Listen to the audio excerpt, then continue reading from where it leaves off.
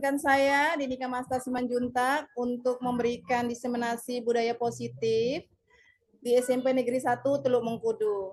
Salam sejahtera bagi kita semua. Salam, Om Swastiastu, Namo Buddhaya, Wede Dongtian, salam kebajikan. Izinkan saya membuka acara ini dengan pantun. Pagi-pagi minum air hangat, tidak lupa menyantap coklat. Selamat pagi, selamat siang Bapak Guru hebat. Semoga kita dalam keadaan sehat. Pertama-tama marilah kita panjatkan puji dan syukur kehadiran Tuhan Yang Maha Esa atas nikmat dan anugerah yang dianugerahkan kepada kita semua sehingga kita diberi kenikmatan kesehatan jasmani dan rohani untuk hadir dan bertatap maya di tempat kita masing-masing. Selanjutnya saya sampaikan ucapan terima kasih yang sebesar-besarnya kepada Bapak Ibu guru hebat yang dengan tulus dan ikhlas meluangkan waktu untuk menghadiri kegiatan diseminasi ini. Mungkin itu sedikit pembukaan dari saya sampaikan. Saya mohon maaf apabila terdapat kekurangan selama berjalannya acara atau ada hal-hal yang sekiranya tidak berkenan di hati Bapak Ibu guru ketika acara sedang berlangsung. Dan akhir kata saya ucapkan terima kasih, salam sejahtera.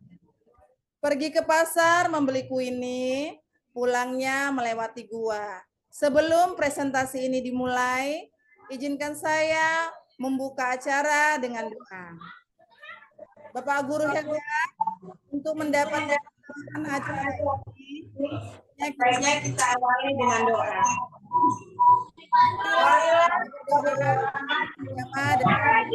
Masing-masing. Doa.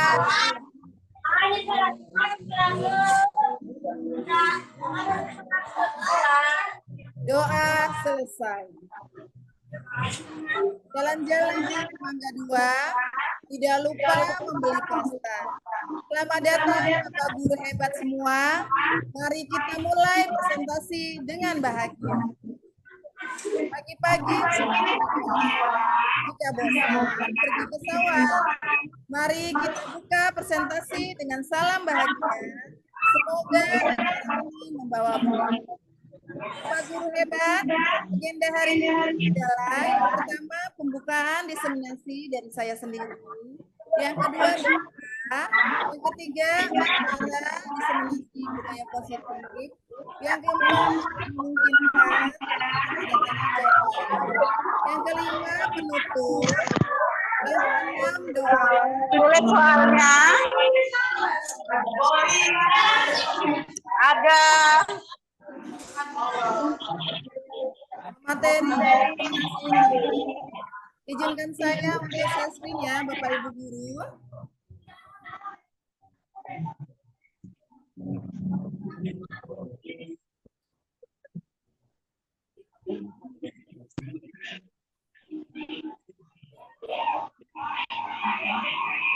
Sudah nampak Bapak? Sudah kelihatan? nggak ada.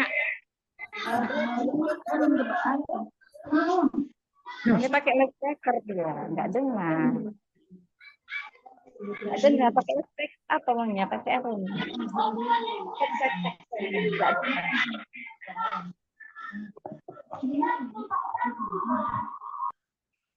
Sudah kelihatan Bapak Ibu? Sudah Bu. Terima kasih Bu. Agak diperbesar.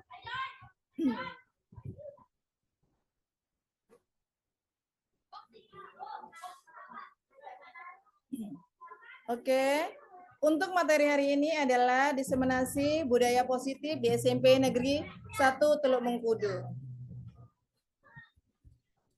Nah, selanjutnya ini adalah profil saya. Ya, saya adalah Dinika Masta Simanjuntak, guru bahasa Inggris di SMP Negeri 1 Teluk Mengkudu, calon guru penggerak angkatan 10 Kabupaten Serdang Bedagai, Provinsi Sumatera Utara. Pemimpin pembelajaran yang terus bergerak yang terus bergerak untuk berdampak pada pengembangan pendidikan yang berkelanjutan, mewujudkan murid yang selamat dan bahagia. Topik pembahasan modul budaya positif ini yang pertama adalah disiplin positif dan nilai-nilai kebajikan universal. Yang kedua adalah teori motivasi hukuman dan penghargaan restitusi. Yang ketiga adalah keyakinan kelas. Keempat adalah kebutuhan dasar manusia dan dunia berkualitas. Yang kelima adalah restitusi, 5 posisi kontrol, dan yang terakhir adalah restitusi, segitiga restitusi. Budaya positif merupakan nilai-nilai, keyakinan-keyakinan, kebiasaan-kebiasaan di sekolah yang berpihak pada murid agar murid dapat berkembang menjadi pribadi yang kritis, penuh hormat, dan tanggung jawab. Budaya positif diawali dengan perubahan paradigma tentang teori kontrol. Disiplin positif dan nilai-nilai kebajikan universal. Di sini ada pertanyaan pemantik. Apakah Anda setuju dengan pernyataan ini? Kalau setuju nanti raise hand ya, Bapak Ibu. Di situ ada tombol raise hand-nya. Kalau Bapak Ibu setuju. Nomor 1, hukuman dapat mendisiplinkan anak. Ini setuju atau tidak setuju Bapak Ibu?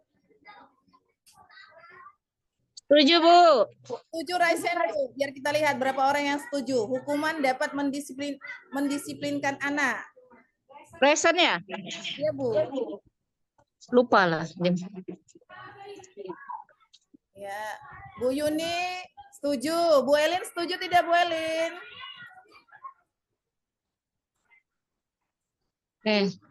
Resen, Bu.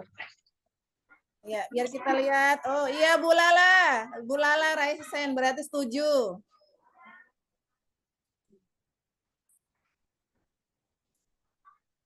Ibu Rika setuju juga. Ya, biar kita lihat lagi siapa yang setuju.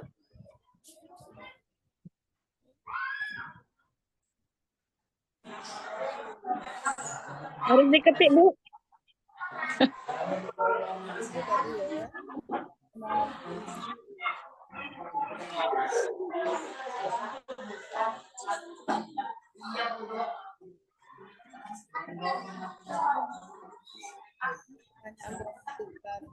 Oke, Bu Siti juga setuju. Berarti banyak dari kita yang setuju ya. Oke, kita simpan dulu jawabannya. Berarti ada sekitar 6 orang yang setuju. Pertanyaan selanjutnya. Nomor 4, hukuman bagaimana cara menghormati? Seperti Bagaimana cara menghormati Oke, Bapak Ibu, suara siapa itu tadi ya? dan mematuhi? Bagaimana cara menghormati dan mematuhi? Saya unmute dulu bentar ya, Bu.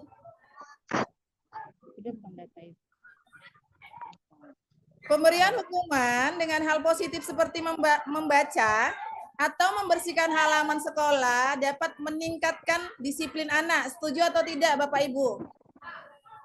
Pemberian hukuman dengan hal positif seperti membaca atau membersihkan halaman, setuju?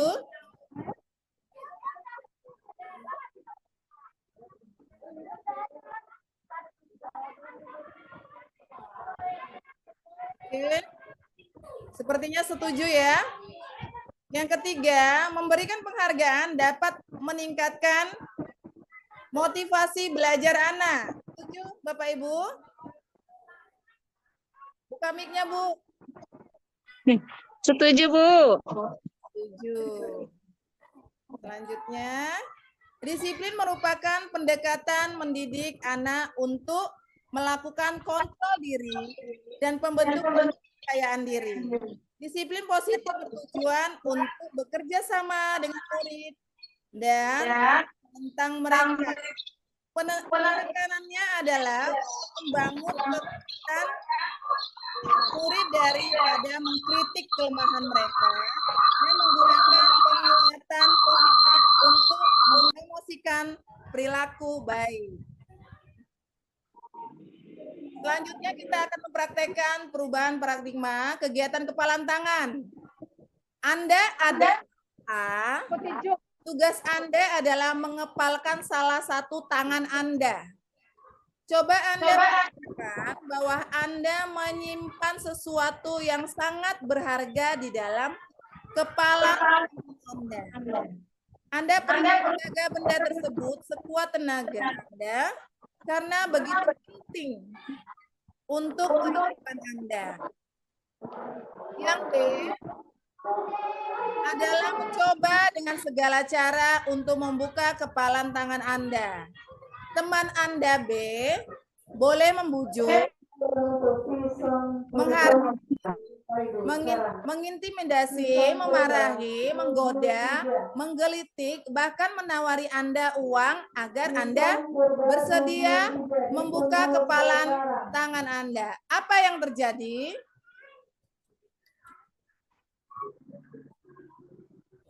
Apakah Anda atau B membuka kepalan tangan Anda? Mengapa? Apa alasan Anda atau B membuka kepalan tangan Anda? Silakan Bapak Ibu dijawab. Jika Anda A dan orang ada yang mau membujuk tangan Anda dibuka. Mengapa? Apa alasan Anda membuka kepalan tersebut? Bu Yuni dulu, Bu Yuni. Kira-kira kalau misalnya Anda punya barang berharga di tangan Anda dan ada orang lain mau mengambil barang tersebut, apakah Anda atau yang orang tersebut yang membuka kepala Anda? Oke, saya coba jawab ya, Ibu. Terima kasih atas kesempatannya.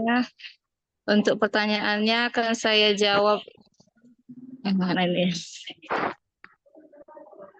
Misalnya Ibu ada benda di tangan Ibu dan ada orang lain yang merebutnya, Bu.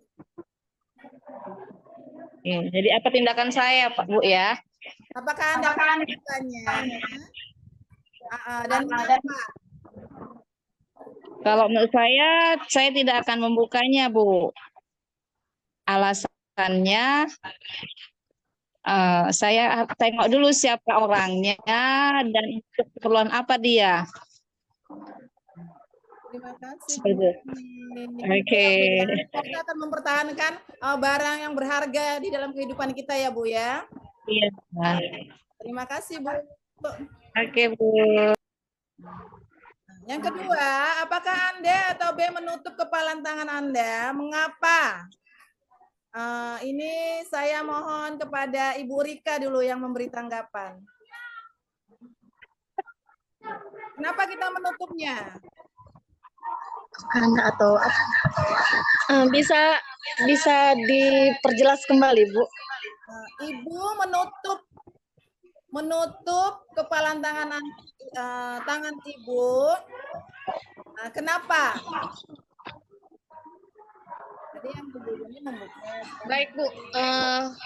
Saya akan menutup kepala saya jikalau orang yang meminta itu dengan memaksa tanpa meminta izin pada saya. Jikalau ada orang yang ingin meminta izin ataupun, Bu, saya membutuhkan yang Ibu punya, misal uang lah seperti itu saya katakan. Kira-kira gimana, Bu? Saya sangat membutuhkan. Nah, kalau seperti itu kan, Bu, pasti akan saya beri. Gitu. Karena dia sangat membutuhkan uang. Nah, tapi kalau dia dengan cara memaksa tidak akan saya buka. Begitu, Ibu. Berarti caranya ya, Bu ya? Iya, benar sekali caranya, Bu. Oke, Ibu Rika, terima kasih. Sama-sama, Ibu. Dalam kegiatan ini, sesungguhnya siapa yang memegang kendali atau kontrol yang membuka atau menutup kepalan tangan kita? Siapa yang mau menjawab ini ya? Mungkin Bu Elin. Bu Elin. Itu enggak akan langsung pegang aja. Ya, terima kasih atas waktu yang diberikan oleh Ibu. Kalau menurut saya, yang memegang kendali dalam kegiatan ini adalah orang yang memiliki kepalan tersebut atau orang yang memegang kepalan tersebut.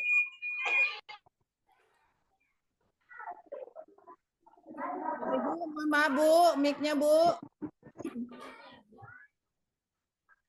Mohon maaf Bu, sekali lagi Bu, mic-nya tidak terdengar. Iya, saya ulang ya. Iya Bu. Kalau menurut saya, dalam kegiatan ini, yang memegang kendali itu adalah orangnya atau dia yang mengepalkan. Nah, karena dialah ujung tombaknya apakah dibuka atau tidak. Sehingga apakah bisa terlepas atau tidak dari si pemiliknya. Terima kasih, Bu. Terima kasih Bu Elin. Jawaban yang luar biasa ya Bu Elin ya. Ternyata menurut Ibu ini adalah yang memegang kendali atau kontrol yang membuka atau menutup kepalan tangan adalah orang yang punya barang tersebut ya Bu ya. Ya. Terima kasih Ibu. Oke, selanjutnya kemungkinan jawaban kita terhadap pertanyaan pertama atau kedua bervariasi antara yang sedia membuka dan yang tetap bertahan menutup kepala. Pertanyaan ketiga, siapakah yang sesungguhnya memegang kontrol kepalan tangan usaha dengan segala cara untuk membuka kepalan tangan rekannya? Jawaban jadi jawabannya Bu Eni tadi benar ya. Kita sendiri yang memegang kontrol atas kepala tangan kita. Apakah kita membuka atau menutup kepala tangan? Kalian jangan ribut lah, kalian Itu tergantung pada diri kita sendiri masing-masing. Sesuai dengan kebutuhan dasar kita saat itu. Oke, selanjutnya ubah paradigma teori kontrol atau ilusi kontrol Dr. William Glaser. Ilusi guru mengontrol murid. Pada dasarnya kita tidak dapat memaksa murid untuk berbuat sesuatu jikalau murid tersebut memilih untuk tidak melakukannya. Walaupun tampaknya guru sedang mengontrol perilaku murid, hal demikian terjadi karena murid sedang mengizinkan dirinya dikontrol. Saat itu dibentuk kontrol guru menjadi kebutuhan dasar yang dipilih murid tersebut. Teori kontrol menyatakan bahwa semua perilaku memiliki tujuan, bahkan terhadap perilaku yang tidak sesuai. Ilusi bahwa semua penguatan positif efektif dan bermanfaat. Penguatan positif atau bujukan adalah bentuk-bentuk kontrol segala usaha untuk mempengaruhi murid agar mengulangi suatu perilaku tertentu. Adalah suatu usaha untuk mengontrol murid tersebut dalam jangka waktu tertentu. Dan mencoba untuk menolak bujukan kita, atau bisa jadi murid tersebut menjadi tergantung pada pendapat sang guru untuk berusaha. Selanjutnya, ilusi bahwa kritik atau membuat orang merasa bersalah dapat menguatkan karakter. Menggunakan kritik atau rasa bersalah untuk murid menuju pada identitas gagal, mereka belajar untuk merasa buruk tentang diri mereka. Mereka menggunakan dialog diri negatif. Kadangkala bagi guru untuk mengidentifikasi bahwa mereka sedang melakukan perilaku ini. Karena seringkali cukup menggunakan suara kalbu untuk menyampaikan pesan negatif. Ilusi bahwa orang dewasa untuk memasak Banyak orang dewasa yang percaya bahwa mereka memiliki tanggung jawab untuk membuat murid-murid berbuat hal-hal tertentu. Apapun yang dilakukan dapat diterima sebuah kemajuan berdasarkan kemampuan saja.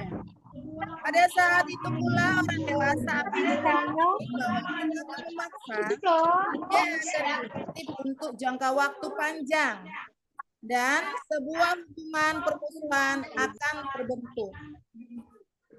Selanjutnya, ini siapa yang memiliki kontrol? Stimulus responnya yaitu kita mencoba mengubah orang agar berpandangan sama dengan kita. Kira-kira bisa nggak Bu kita mengubah orang agar berpandangan sama dengan kita? Siapa ini ya? Saya minta. Coba Bu Eli. Kira-kira kita bisa nggak mengubah orang agar berpandangan sama dengan kita, Bu? Terima kasih atas waktu yang Mas. Izin Bu, suaranya tidak terdengar. Atas waktu yang benar. Dari mana? Yang mana, Yun?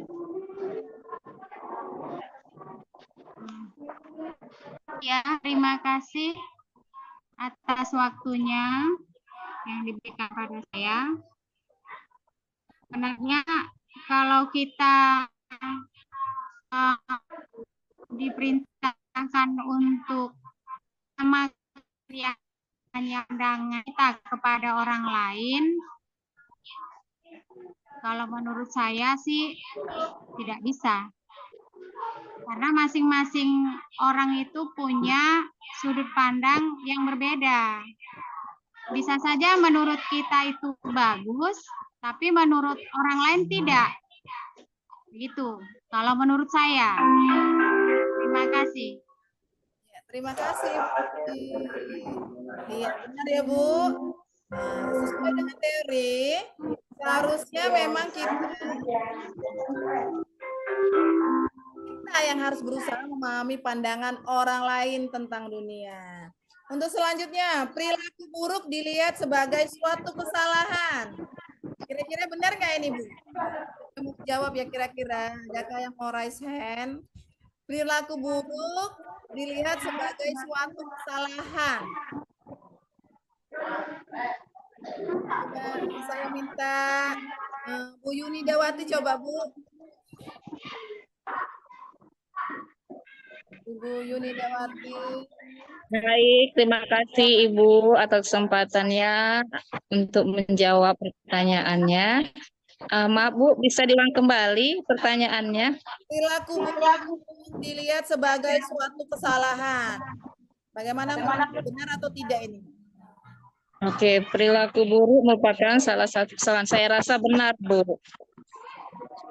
Kesalahan kita, perilaku buruk merupakan berarti itu kesalahan kita, memang perilaku kita, dan sebaiknya kita harus bisa memperbaiki perilaku tersebut. Terima kasih Bu. Menurut teori kontrolnya itu semua perilaku memiliki tujuan, jadi tidak ada benar-benar tidak ada benar ataupun salah. Oke, selanjutnya orang lain bisa mengontrol saya. Ini saya menurut Bapak Ibu benar atau tidak ya? Kalau orang lain bisa mengontrol saya atau diri kita gitu ya. Saya mohon untuk siapa yang mau raise hand ya? Bu Yuli dulu, Bu Yuli.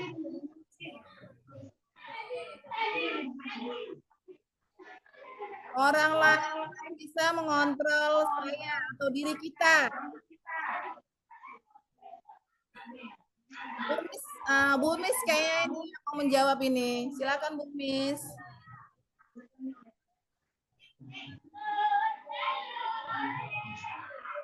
Menurut pendapat saya, yang dapat mengontrol diri kita, diri orang lain itu ya yang punya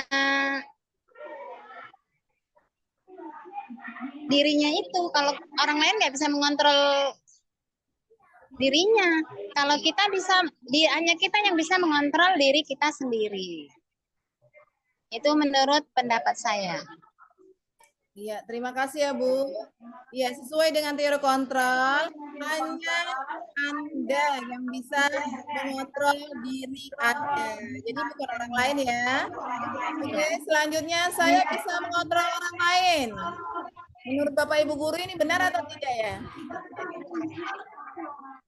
Tidak benar, Ya, Bu. sama dengan yang tadi itu tadi kebalikannya, ya kan?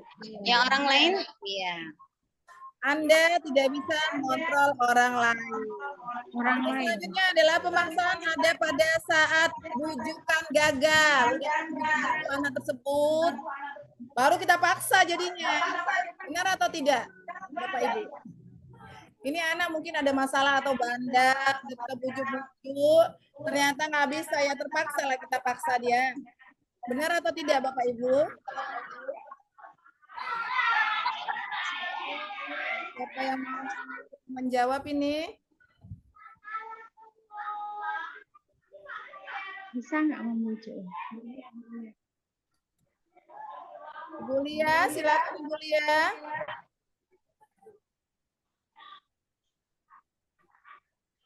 Ya.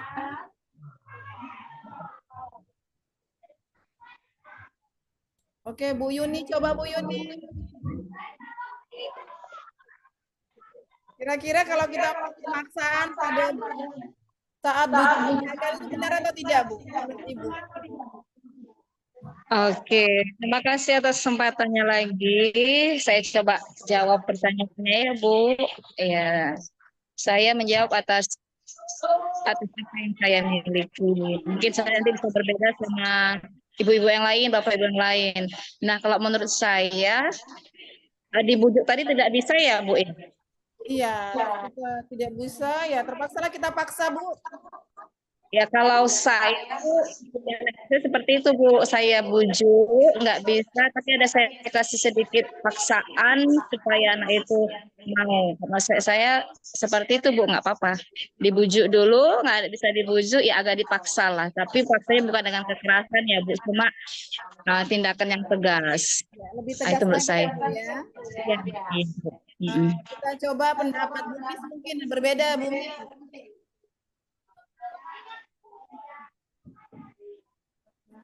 Bu Mis, kalau Ibu tanya dibujuk nggak bisa, apakah Ibu paksa? Ya kalau menurut saya, kalau sudah dibujuk berkali-kali juga nggak bisa ya, adalah dia kekerasan apa? Ketegasan yang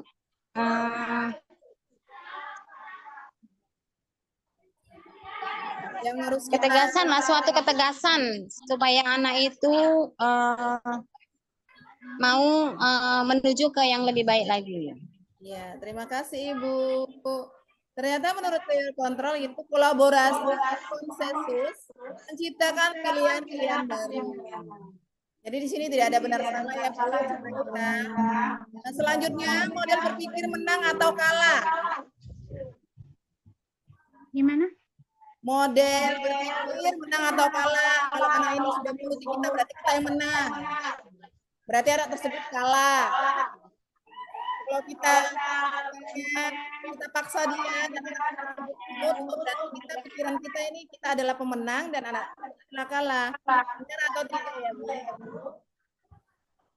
Tidak. Bu Eli dulu saya minta pendapatnya Bu Eli. Ya, terima kasih atas waktunya yang diberikan kepada saya. Kalau menurut saya di sini tidak ada menunjukkan kalah atau menang. Karena di sini adalah memiliki sebuah perubahan yang mengarah kepada tujuan yang lebih baik. Gitu. Itu kalau menurut saya. Jadi di sini nggak ada dalam hal ini mana yang kalah ataupun yang menang. Gitu. Terima kasih Bu Irlin. Jadi kalau menurut teori kontrol itu adalah kita harus berpikir menang sama menang. Kalau anak tersebut mengikuti apa yang kita bilang, tentunya apa yang kita bilang itu untuk kebaikan anak tersebut, bukan untuk dia membuat kesalahan ataupun membuat dia jadi yang kalah ya Bu. Ya, terima kasih ya Bu. Selanjutnya disiplin positif, teori kontrol atau teori pilihan Dr. William Hajar. Anda tidak bisa mengontrol orang lain, hanya Anda yang bisa mengontrol diri sendiri. Makna disiplin, belajar kontrol diri dengan menggali potensi kita agar tercapai tujuan mulia, yaitu sesuatu menjadi seseorang yang kita inginkan berdasarkan nilai-nilai yang kita hargai. Selanjutnya adalah semua perilaku memiliki tujuan. Ada teori motivasi eksentrik dan intrinsik. Kalau dia berarti dari luar ya Bu. Ekstrinsi itu untuk menghindari hukuman, kayaknya mematuhi karena takut hukuman. Dan yang kedua adalah ada imbalan. Selanjutnya motivasi intrinsik. Mohon bacakan.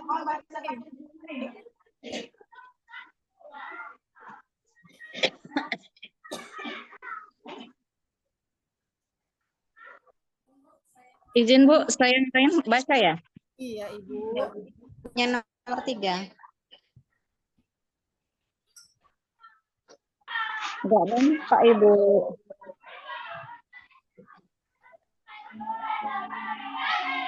Untuk menghargai diri sendiri ya Bu ya. Iya. Kurang besar Bu. Jadi motivasi intrinsik itu yaitu dari dalam sendiri. Dia memang mau melakukannya untuk menghargai diri sendiri. Nilai kebajikan yang besar dan keyakinan kelak. Selanjutnya adalah model berpikir menang atau kalah dan kolaborasi konsensus menciptakan pilihan-pilihan baru.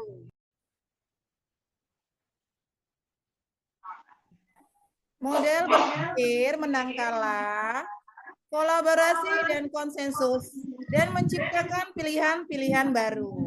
5 kontrol, 5 posisi kontrol, 1 sebagai penghukum, 2 pembuat rasa bersalah, 3 teman, 4 pemantau, 5 manajer.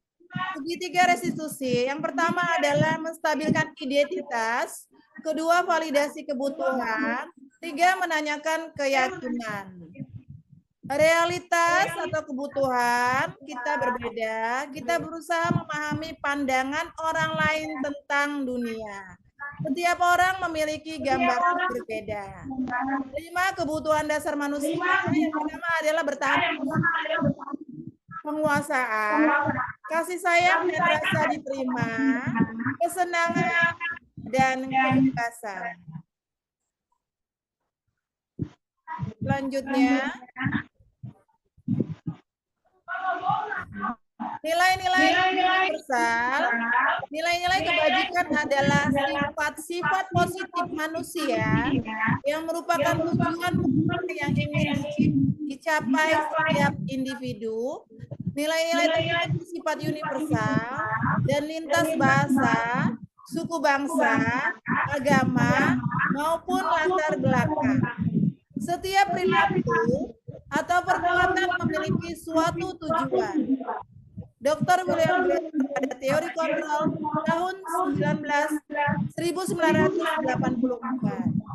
Dengan mengaitkan nilai-nilai kebajikan yang diyakini seseorang, maka motivasi intrinsiknya akan terbangun.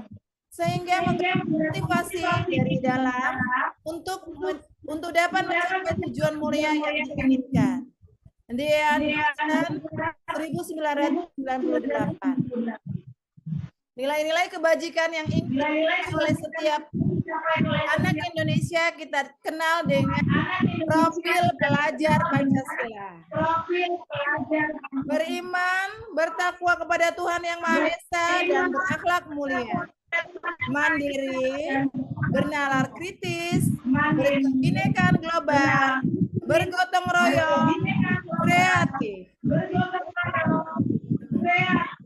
Ya, selanjutnya adalah teori motivasi, hukuman, dan penghargaan, restitusi. Teori motivasi perilaku manusia. Untuk menghindari ketidaknyamanan atau hukuman, apa yang akan terjadi apabila saya tidak melakukannya? Ini merupakan motivasi eksternal. Untuk mendapatkan imbalan dari orang lain atau institusi, apa yang akan saya dapatkan apabila saya melakukannya, ini juga masuk ke dalam motivasi eksternal. Yang ketiga, untuk menghargai diri sendiri. Saya akan menjadi orang yang seperti apa apabila saya melakukannya. Ini termasuk motivasi internal atau tujuan disiplin positif.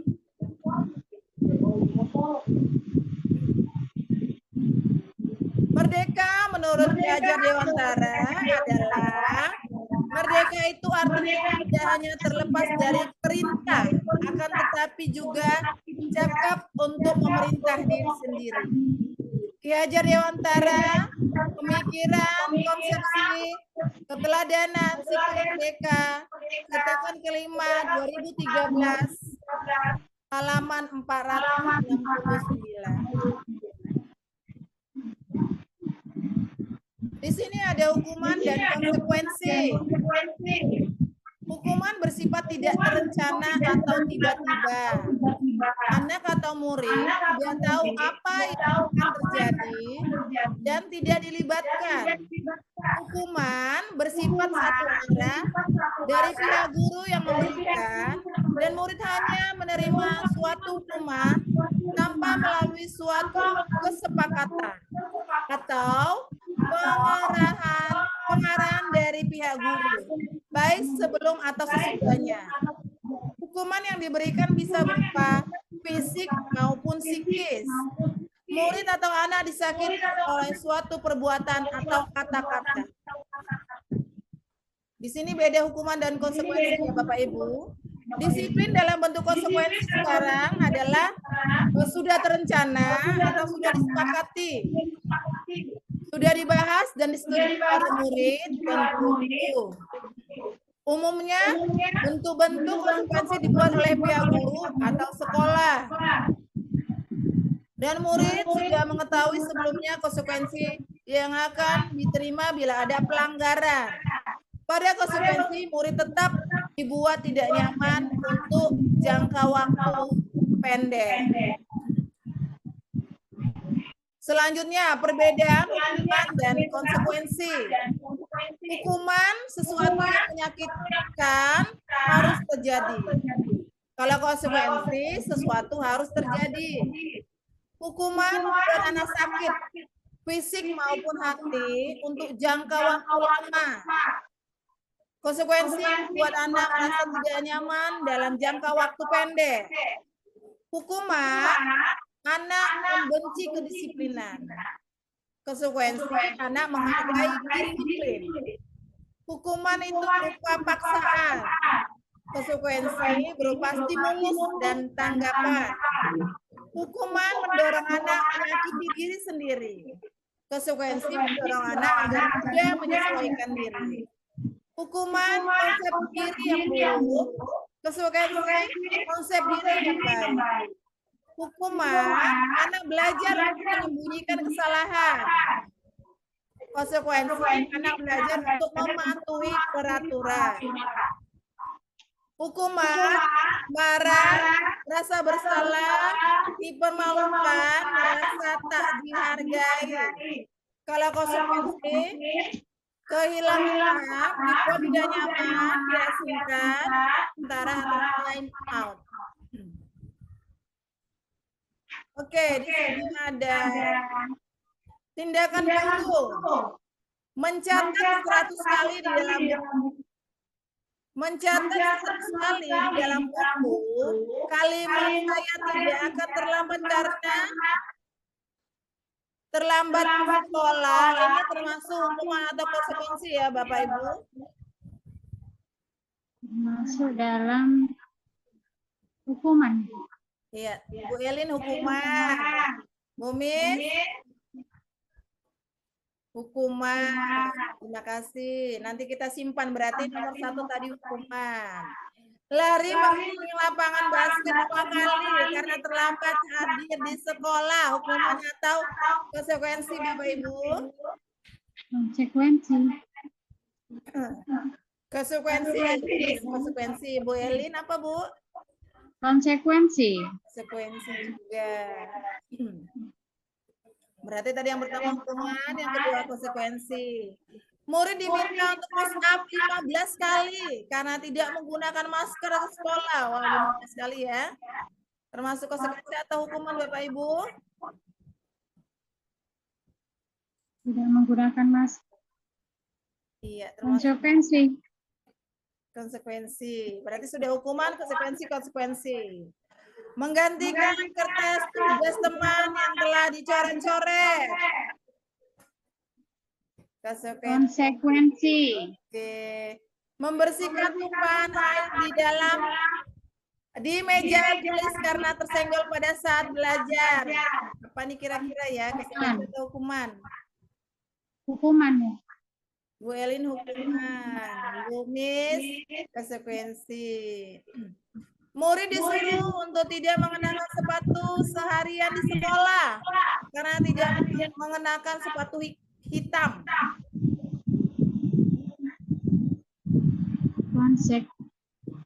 Nah, kira-kira ini konsekuensi atau hukuman ya Bapak Ibu? Oh, Bu apa? Hukuman. Bu Elin. Hukuman. Lari mengelilingi lapangan basket 2 kali karena terlambat 10 menit. Termasuk apa ini Bapak Ibu? 2 kali saja larinya. Hukuman. Bu Elin hukuman, Bu Miss. Ya, sekarang kita lihat dulu jawabannya. Oke. Ternyata mencatat 100 kali di dalam buku itu adalah hukuman. Lari walaupun 2 kali itu termasuk hukuman. Murid untuk push up udah pasti 15 kali lagi hukuman ya Bapak Ibu. Menggantikan kertas karena dia sudah mencoret-coretnya, tentu konsekuensinya adalah diganti. Membersihkan tumpahan air karena tersenggol pada saat belajar, konsekuensi. Murid disuruh untuk tidak mengenakan sepatu, yaitu hukuman ya. Padahal tahu sebenarnya dianya pakai sepatu hitam. Ini termasuk hukuman. Lari mengelilingi lapangan basket itu 2 kali karena terlambat, termasuk konsekuensi. Oke, untuk selanjutnya adalah penghargaan. Kalau penghargaan ini pernah Bapak Ibu memberikan penghargaan kepada anak?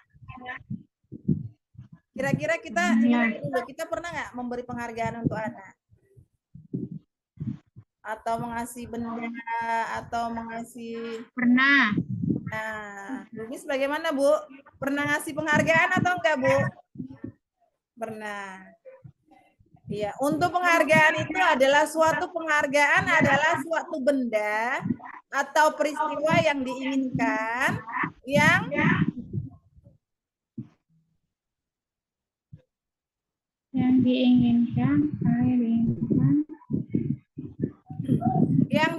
dengan persyaratan hanya jika Anda melakukan hal ini, maka Anda akan mendapatkan penghargaan yang diinginkan.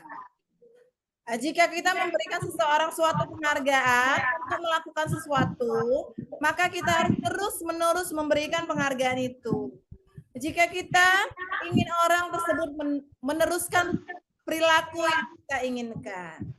Menurut Alfikon, memberikan penghargaan nilainya sama dengan menghukum seseorang.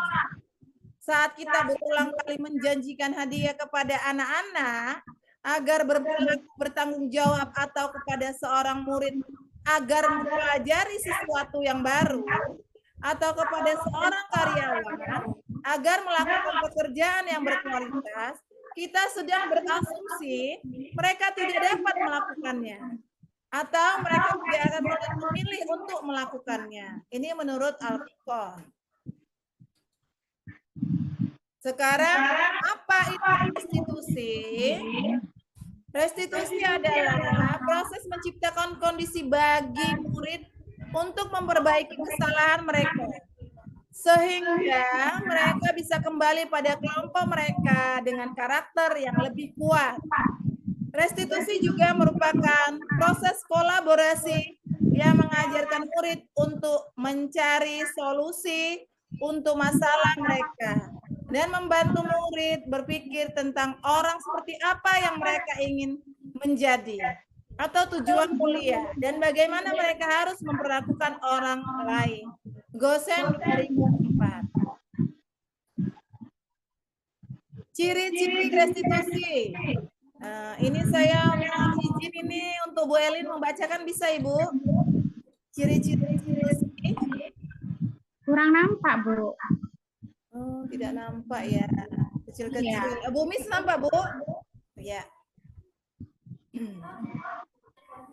Silakan untuk Ibu Misium. Bu, mohon maaf Bu, mic-nya Bu, diinikan dulu Bu.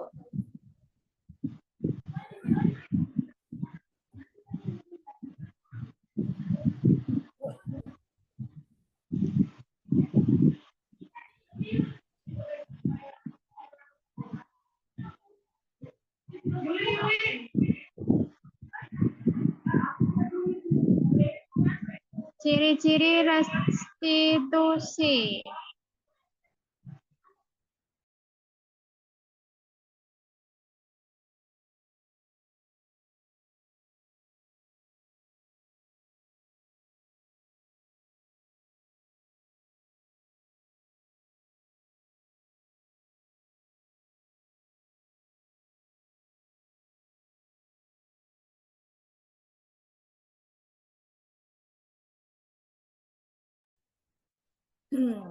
Mungkin diaktifkan dulu audionya, Bu.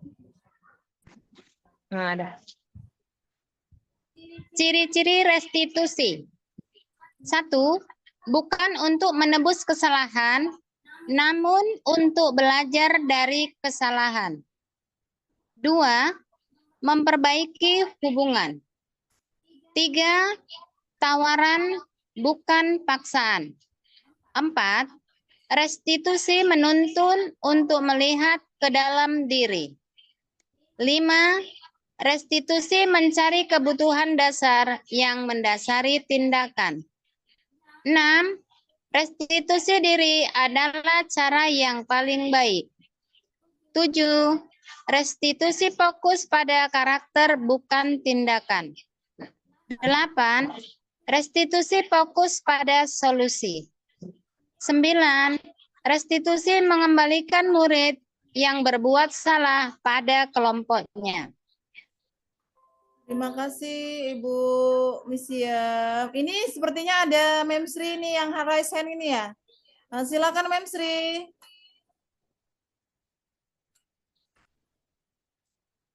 Memsri, ini raise hand saya lihat.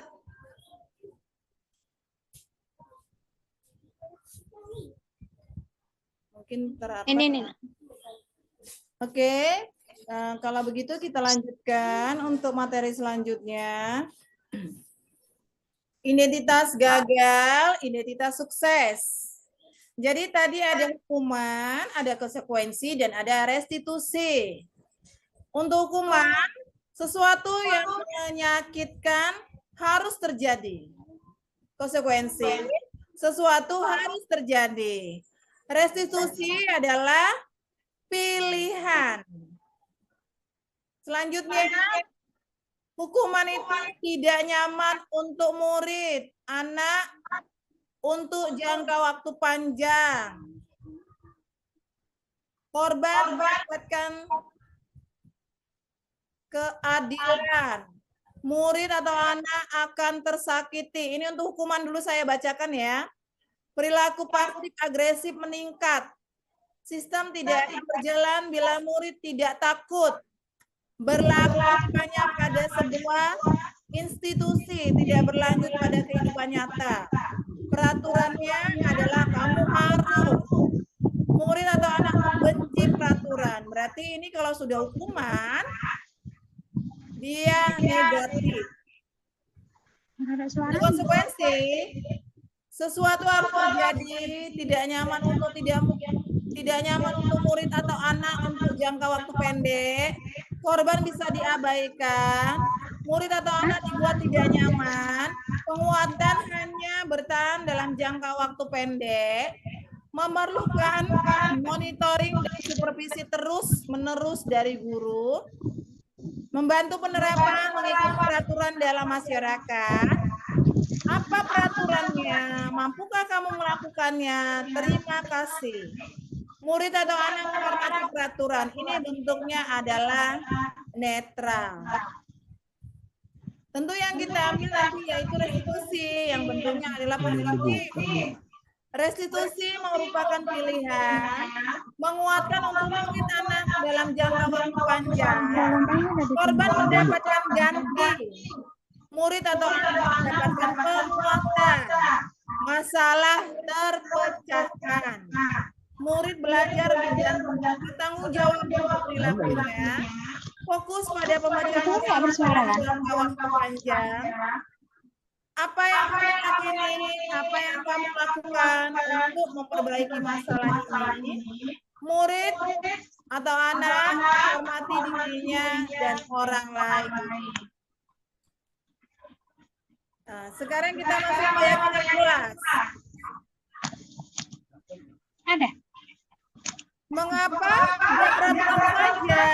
Mengapa keyakinan kelas? Mengapa kita memiliki peraturan kelas menggunakan helm bila mengendarai kendaraan roda 2? Mengapa kita memiliki peraturan 3M menggunakan masker, mencuci tangan, dan menjaga jarak 1,5 meter? Mengapa kita memiliki peraturan harus datang tepat waktu pada saat mengikuti pelatihan? Untuk mendukung motivasi intrinsik, kembali ke nilai keyakinan lebih membiarkan seseorang dibandingkan mengikuti serangkaian peraturan. Mungkin untuk yang pertama ya, mengapa tidak peraturan saja? Mengapa harus keyakinan kelas? Bagaimana Bapak Ibu? Mengapa tidak peraturan saja, tidak keyakinan kelas saja? Bagaimana menurut Bapak Ibu?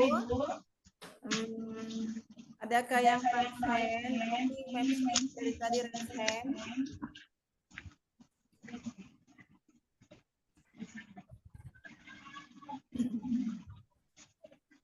Nah, coba saya minta izin untuk yang menjawab. Sudah buat keyakinan kelas atau belum? Keyakinan untuk peraturan. Mengapa tidak peraturan saja? Mengapa harus keyakinan kelas? Ini sepertinya kalau untuk keyakinan belum ada. Peraturan kelas sudah, Bu? Kalau peraturan sudah ada. Ya, Ibu.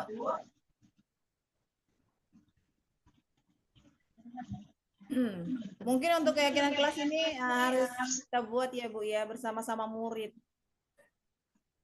Mengapa kita peraturan harus menggunakan helm bila mengendarai kendaraan roda 2?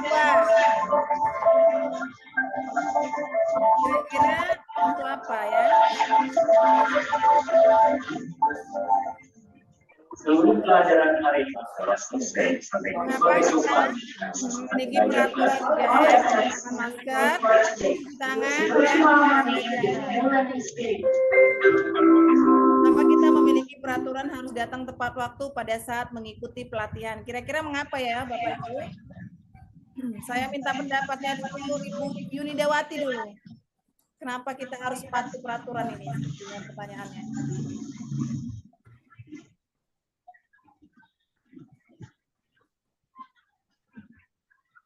Ya, terima kasih atas kesempatannya bagi saya untuk menjawab pertanyaan kembali.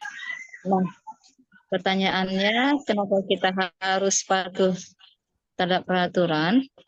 Nah, peraturan itu dibuat, menurut saya peraturan dibuat itu supaya kita itu lebih tertib. Jadi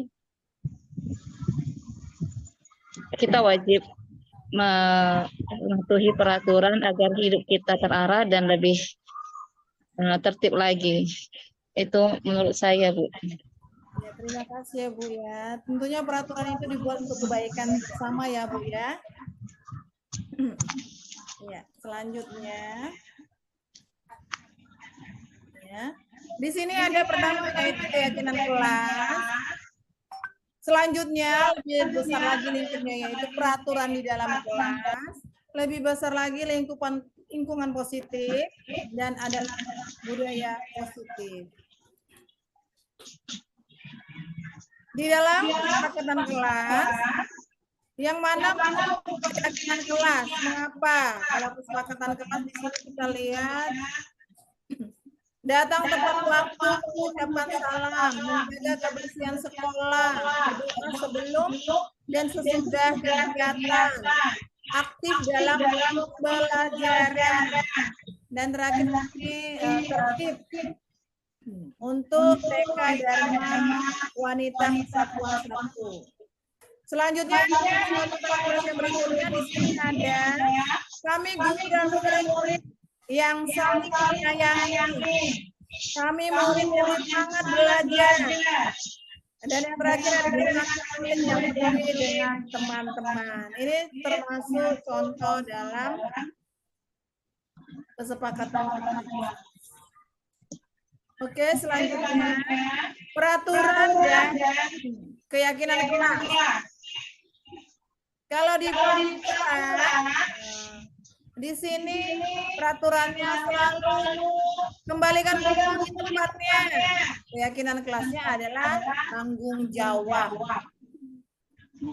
Peraturannya dilarang mengganggu orang lain. Keyakinan kelasnya adalah menghormati orang lain.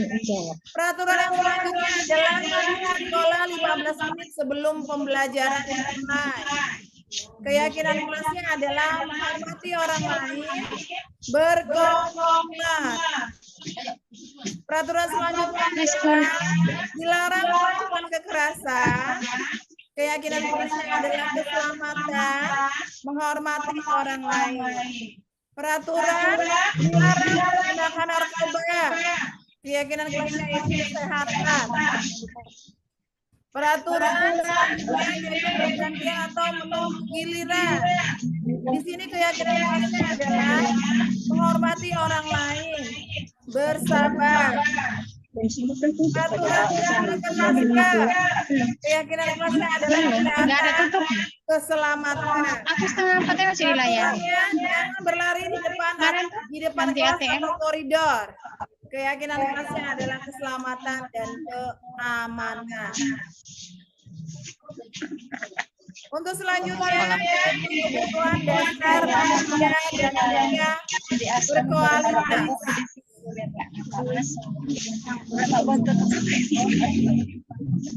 Kita lihat kebutuhan dasar manusia yang pertama adalah bertahan hidup. Jadi pinggir sini ada jualan sih.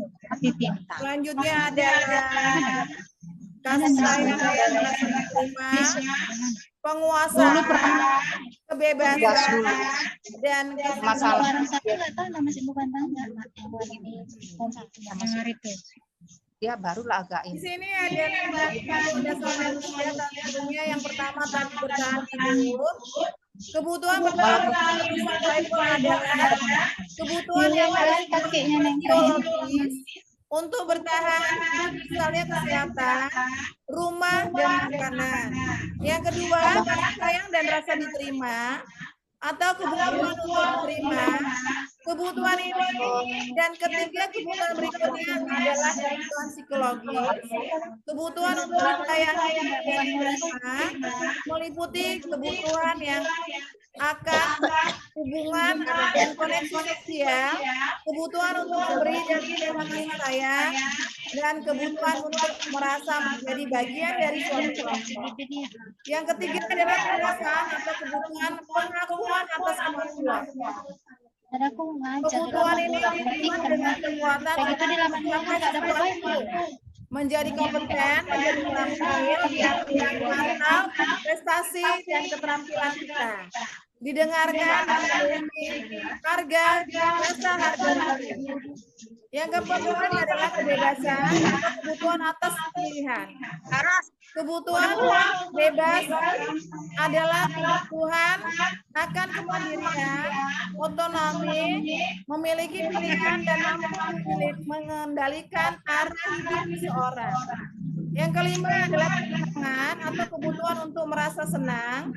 Kebutuhan akan kesenangan adalah kebutuhan untuk mencari kesenangan bermain dan tertawa. Nggak tahu. Selanjutnya adalah 5 posisi kontrol.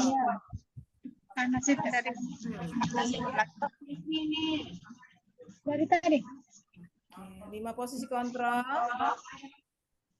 Ini nggak bisa.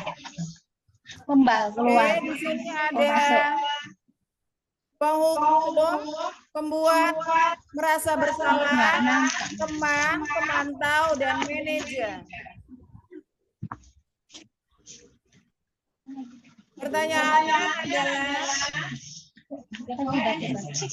saya kecewa sekali dengan kamu. Ini termasuk ke dalam atau Bapak Ibu, penghukum, pembuat merasa bersalah, pemantau atau manajer. Itu pertanyaan pertama. Saya kecewa sekali dengan kamu. Kalau kita ngomong kayak gitu sama murid, kira-kira ini penghukum, pemantau, pembuat merasa bersalah, teman atau manajer. Kira-kira termasuk apa ini ya Bapak Ibu? Tumis dulu, saya mohon jawabannya. Pembuat merasa bersalah. Iya, terima kasih ya Bu Miss. Bu Elin, kira-kira Bu, saya kecewa sekali dengan kamu. Termasuk apa ini Bu Elin?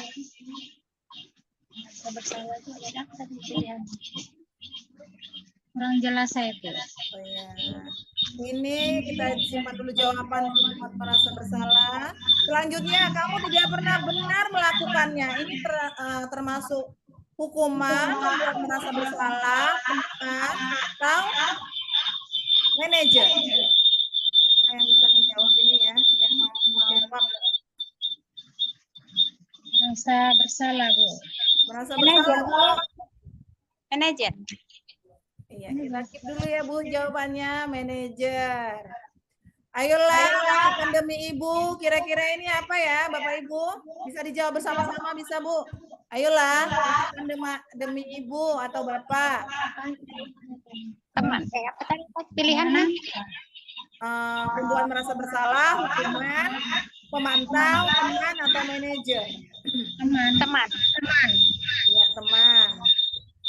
Apakah kamu mau mendapatkan stiker bintang hari ini? Ini teman atau merasa bersalah, hukuman, atau dia manajer? Manajer ya. Manajer, Bu. Manajer. Selanjutnya, bagaimana kamu bisa menyelesaikan masalah ini? Termasuk apa itu? Mantau. Iya. Kamu selalu yang paling akhir. Termasuk apa ini Bapak Ibu? Mantau. Pemantau ya. Ya, kita lihat jawabannya ya, Bu. Nomor 1 ini adalah membuat merasa bersalah. Benar tadi ya? Kamu tidak benar melakukannya. Ya, penghukum benar. Ayolah, lakukan demi Ibu atau Bapak, teman. Benar ya? Apakah Apakah kamu mau mendapat stiker ini sebagai pemantau? Bagaimana kamu menyelesaikan manajer? Tadi yang terakhir adalah penghukum. Salah berarti yang terakhir. Ya, di sini peraturan pemantau konsekuensi hadiah, nilai-nilai manajer yaitu memperbaikinya. Di sini untuk segitiga restitusi yaitu menstabilkan identitas, validasi kebutuhan dan menanyakan keyakinan.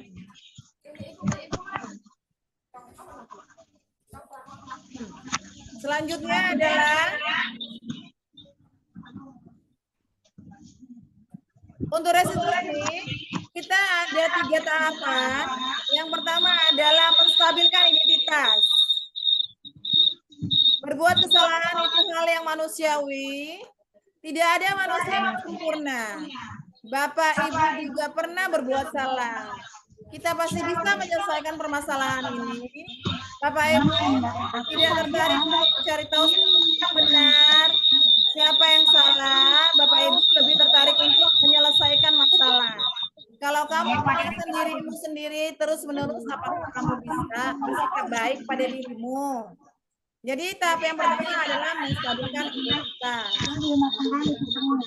Selanjutnya adalah validasi kebutuhan. Di sini kita bisa berkata kepadamu, kamu bisa saja melakukan hal yang lebih buruk, tapi kamu tidak melakukannya. Selanjutnya kamu pasti punya alasan mengapa melakukannya. Apa yang penting bagi kamu? Kamu boleh tetap berusaha menjaga sikap itu, tapi tambahan sikap yang lain, yang baru. Maukah kamu belajar cara lain untuk mendapatkan yang kamu butuhkan? Tanpa harus memukul. Apakah kamu bisa melakukan dengan lebih baik besok lagi? Ini adalah untuk validasi kebutuhan.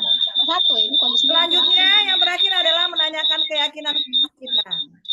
Apa yang kita percaya di sekolah kita? Nilai-nilai apa yang telah kita sepakati? Kelas yang ideal itu seperti apa sih? Kamu ingin jadi anak seperti apa? Apa yang kamu rasakan? Kamu melakukan itu. Kamu menjadi orang seperti apa? Oke. Di sini adalah penerapan budaya positif untuk SMP Negeri 1 Teluk Mengkudu.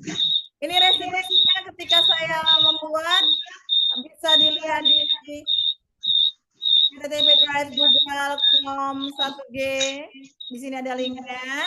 Selanjutnya juga ada Itu gitu aja. keyakinan kelas yang telah kami buat. Di sini ada literasi. Gotong royong setiap hari Jumat. Dan sekian dan terima kasih untuk presenting hari ini. Aku belum lagi bisa masuk, udah terima kasih katanya. Oke. Demikian beberapa hal yang bisa saya sampaikan pada kesempatan ini. Tak terasa kita sampai di penghujung acara hari ini. Saya mohon maaf yang sebesar-besarnya apabila ada tutur kata maupun penyampaian saya yang kurang berkenan bagi Bapak Ibu guru sekalian. Sebelum mengakhiri acara ini ada baiknya kita tutup dengan doa. Marilah kita berdoa menurut agama dan ajaran kita masing-masing. Doa dimulai.